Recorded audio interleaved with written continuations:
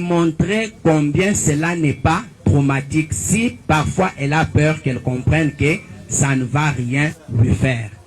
C'est ce qui a été fait et elle a semblé croire et c'est pourquoi elle m'a autorisé de la toucher.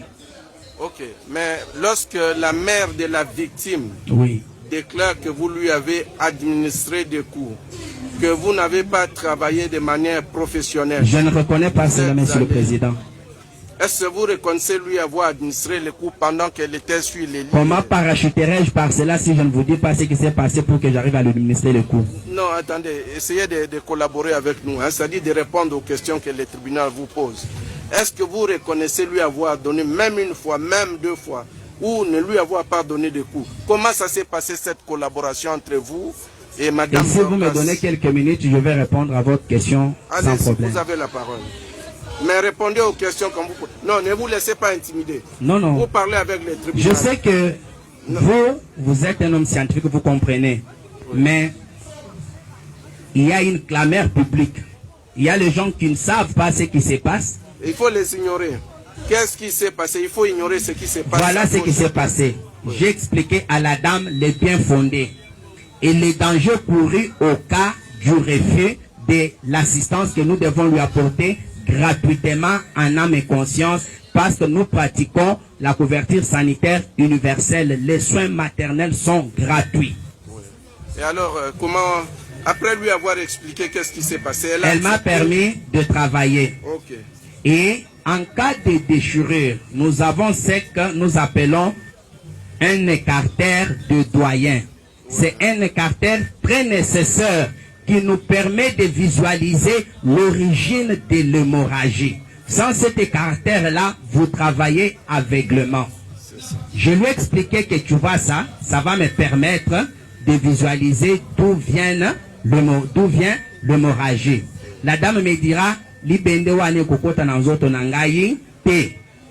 lui ai dit, un gros bébé vient de franchir cette voie. L'Ibende, c'est un petit rien, bien limé, c'est pas tranchant, comme le ministère l'a dit.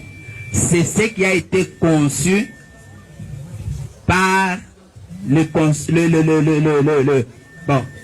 les scientifiques pour nous permettre de bien faire ce travail-là. Elle a refusé.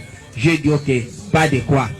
Est-ce que tu peux permettre qu'à la place de l'écartère, j'utilise mes deux doigts, bien que cela ne me permettra pas, mais pour ne pas te faire mal, la dame dira oui.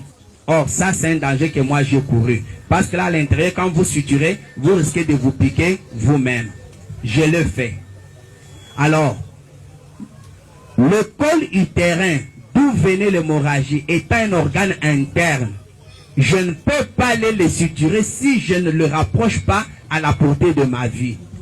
Je lui ai demandé, je vais utiliser cette pince en cœur pour approcher le col utérin afin de voir d'où vient l'hémorragie et de bien l'arrêter.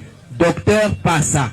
Je dis non, non, madame, tu m'as dit que je peux t'aider et tu m'as permis de faire ce que je fais.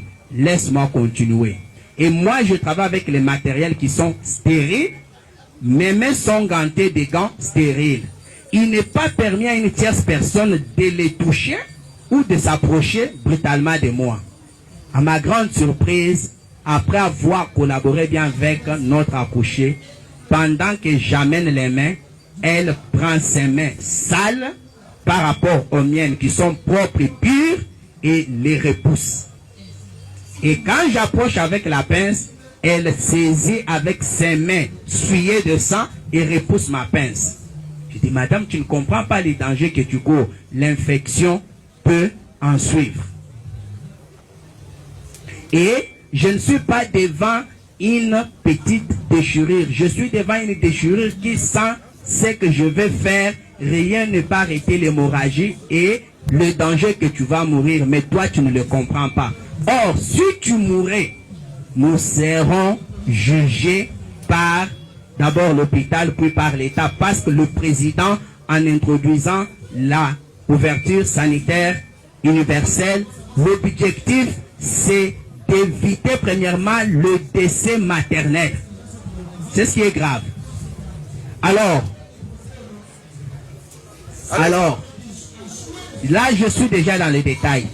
D'abord, la dame a posé des actes qui ne sont pas permis d'être posés.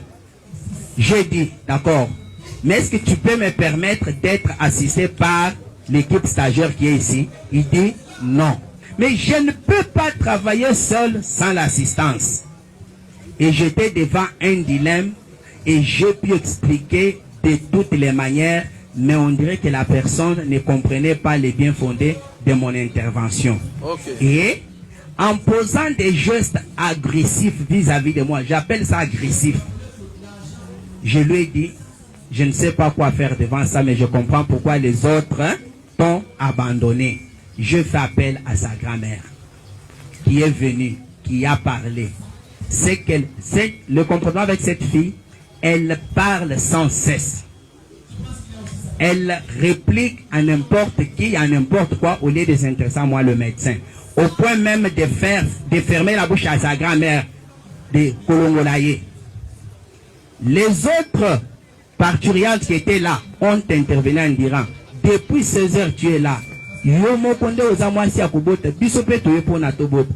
Ndenge nini yo a privatisé donc yo moko simbi ba médecin biso bakota la biso quand et là j'ai à peu près 6 femmes en travail aussi avec 2 lits.